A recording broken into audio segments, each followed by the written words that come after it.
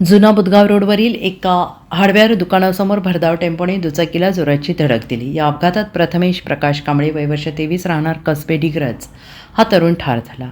सदरचा अपघात हा बुधवार दिनांक 24 मार्च रोजी दुपारी 2 वाजण्याच्या सुमारास झाला. या प्रकरणी प्रणव भाऊसाहेब भिसे वय वर्ष 29 राहणार कसबे डिग्रज यांनी सांगली शहर पोलिसात फिर्याद दिली. त्याच्या फिर्यादीवरून पोलिसांनी अज्ञात टेम्पो चालकाविरोधात गुन्हा दाखल केला.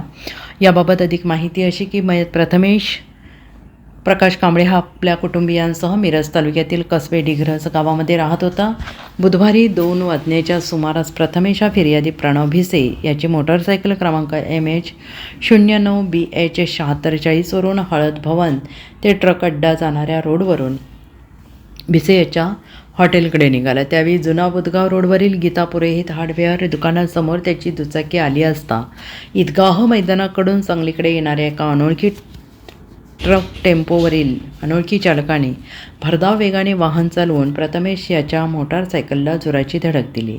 या अपघातात प्रथमेश कांबळे याच्या डोक्याला गंभीर दुखापत झाली. यात त्याचा मृत्यू झाला. या अपघातानंतर टेम्पो चालकाने न थांबता निघून गेला आणि या अपघातानंतर भिसे यांनी सांगली शहर पोलिसात फिर्याद दिली. त्याच्या फिर्यादीवरून अज्ञात टेम्पो चालकावर गुन्हा दाखल झाला असून चालकाचा शोध पोलिसांनी सुरू केला आहे. ब्युरो रिपोर्ट SPN मराठी, जुना बुधगाव.